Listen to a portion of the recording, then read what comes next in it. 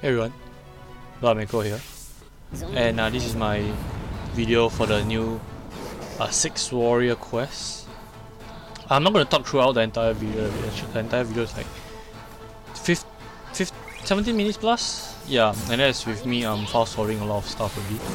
So the video is really going at 1.5 times, and I'm actually going 2 times for when I'm just charging the gauge.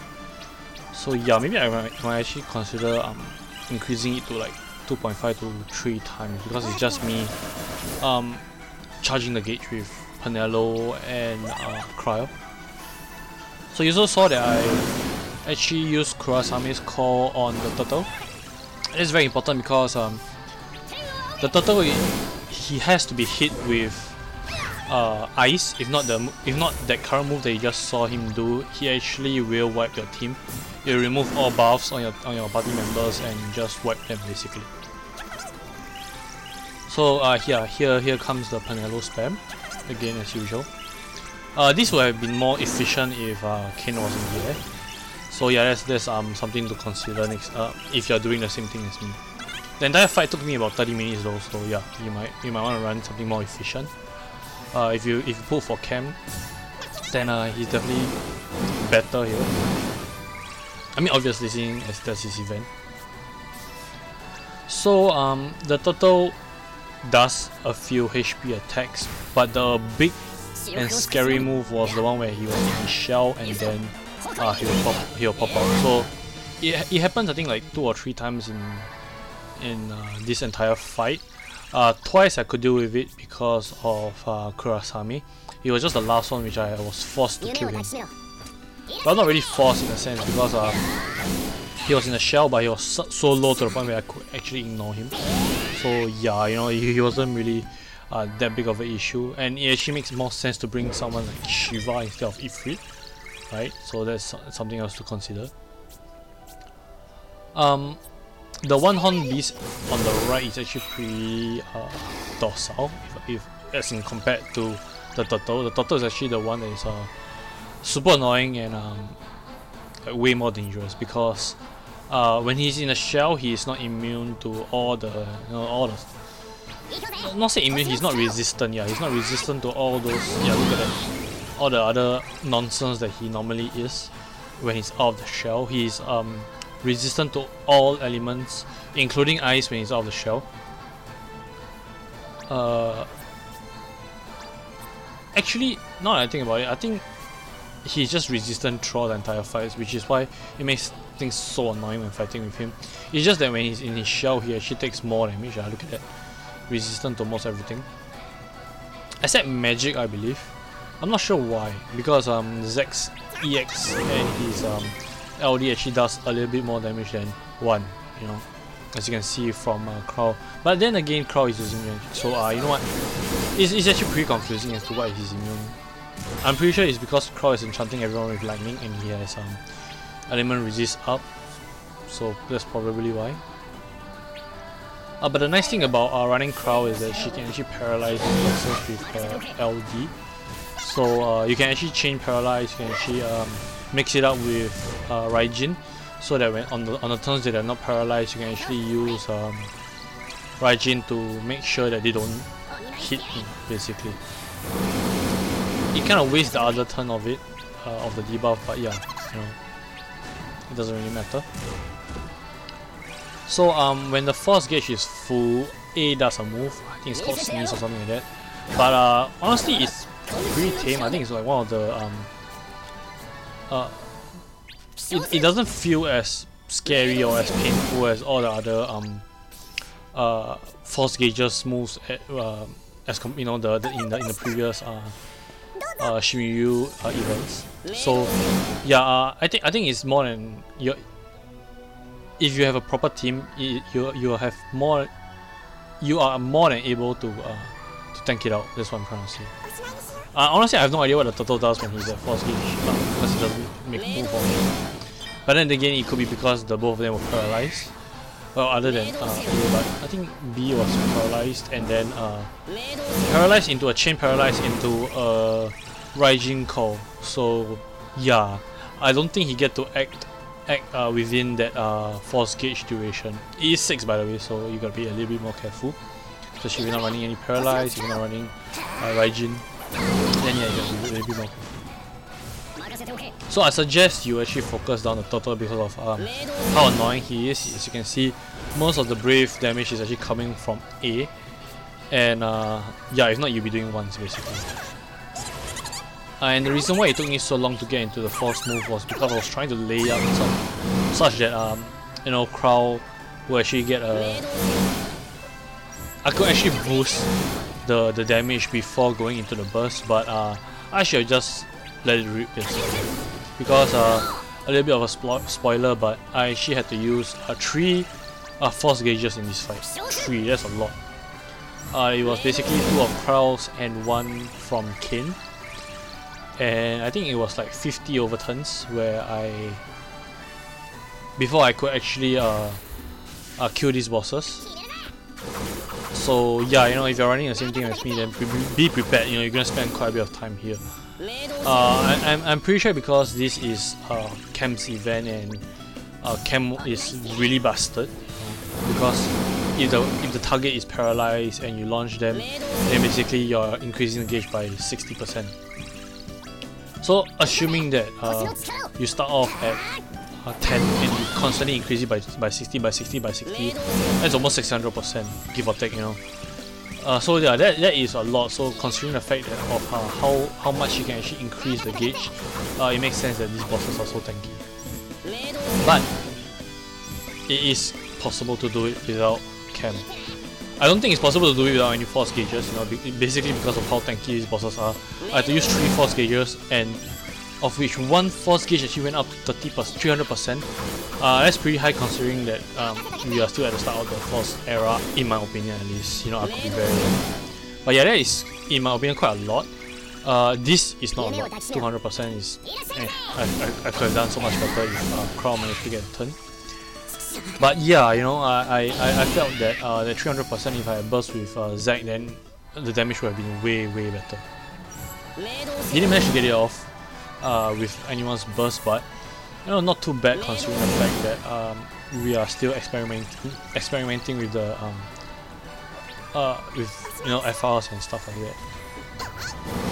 So I think that's pretty much it. I'm barely done. I mean, I'm done talking and we're barely halfway through the video. But yeah, basically it just becomes you versus the turn counter. Because if you're running Zack, you're running a decent tank. I'm not sure if Auron is able to tank it because of how hard these bosses hit, you know. Then but if he is able to tank, then you know this fight is actually not that dangerous, especially if you're bringing someone that has ice damage. You know, I brought Auron, but I didn't use him because I had Zack. I was actually considering bringing Kerasleon. That was the force gauge, by the way. Sneeze. Not sure why it's called Sneeze. You know, not sure why is that a force gauge move, but yeah, Sneeze. But yeah, anyway, I considered actually bringing Kerasleon. You know, restarting and bringing Kerasleon instead of using Auron, because honestly he didn't get a single turn in this 6-man. Garnet did her burst. Panello is here to recharge it again. I expected to use at least 2, but I honestly didn't expect it to, you know, to drop down to 3. But yeah, so anyway, it's actually very lucky that well, it wasn't really lucky because I went in and realized I had to bring ice. So yeah, bring Kerasleon or anybody that can do ice damage, because you need to get B out of that shell without dying basically. I guess you don't have to, but you can't delay or delete his turns when he's in his shell, so it might be a little bit difficult to deal with it when you can't, you know, push him back basically. Yeah, I think that's it. We honestly have no idea what are the other moves that both A and B will do because they're paralyzed. And then after that, Garnet actually puts the Rising Call on them. So you'll see it, but you just won't see the damage. So yeah, But I'm pretty sure with Zack's burst up, I'm more than able to tank it out. Because you know, Sneeze didn't do anything to me. But if you want to play safe, then yeah, I suggest you just stun them or just put the Rising Core on them. So I think I'm gonna end the video right here. This is pretty much it for the fight. If you're able to tank out the damage, in fact I think that can be said for like a lot of the fights. But if you're able to tank out the damage, then it just becomes a race. It just becomes a race between you and the turn counter. And if you have been pulling for the previous two FRs, either Braska or Kane or Crow, you know, either one of them, and you're running them in this fight, then you know, even if you have to use 4 FR gauges, you'll still be able to complete this fight because the turn count is like 100. Especially if you're bringing someone like Braska along with Crow and Panello, you know, 3 people that can basically just charge the gauge up without taking a single turn, you know. Shouldn't be an issue for you. Anyway, I'm assuming that hits really hard, but it's just that Zack has his burst up, he has his shields up, so that's the reason why it's so tame. But yeah, I'm pretty sure Auron is also, or at least Auron should be able to tank it out. He does have some reductions, I believe. But yeah, guys, I think this is it. There isn't really much left to this fight. I even went into summon just to charge up, you know, to do damage and to charge up the force gauge. But yeah, you know, I think that's it. This fight is annoying because of the turtle, because of how tanky the turtle is. But if you are bringing Cam, then I believe 2 FR, or if you do it really well, then I'm pretty sure 1 very good FR should be able to clear this boss fight at least. Yeah, so thanks guys. Yeah, I don't think I have anything after that. So yeah, I'll see you guys in the next video.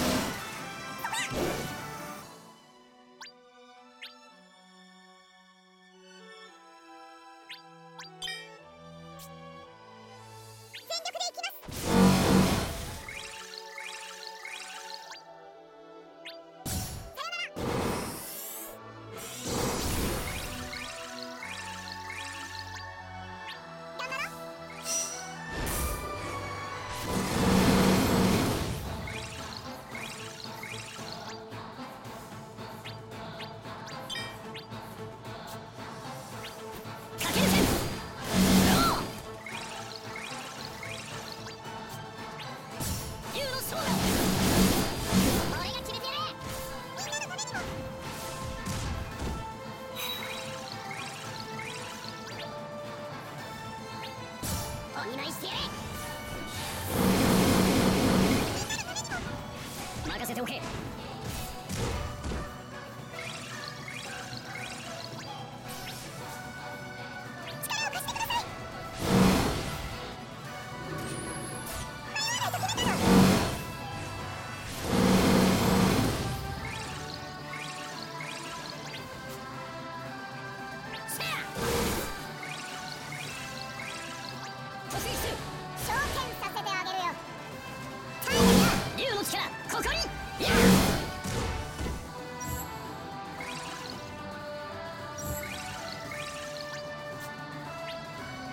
飛翔する。明動せよ。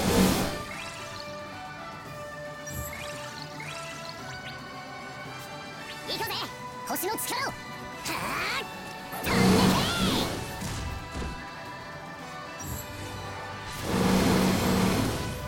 け。明動せよ。明動せよ。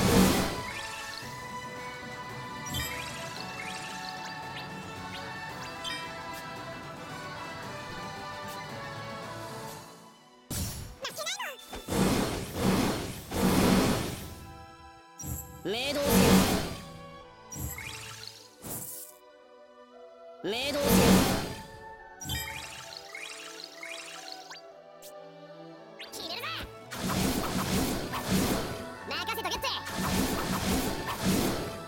明動せよ。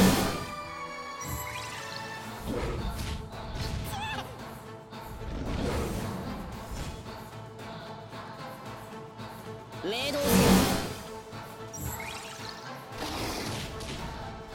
明動せよ。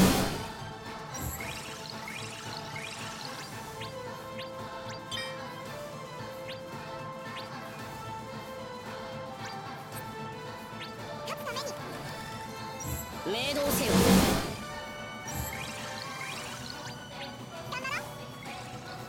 明動せよ。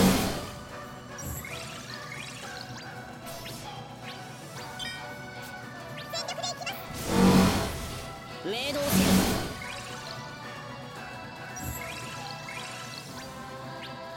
お見舞いしてやれ。明動せよ。全力でいく。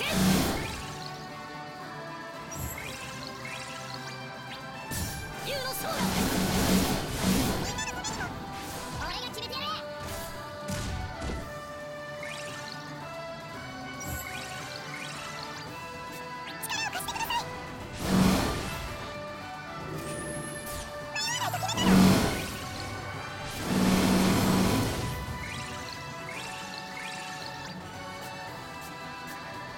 やるぞ。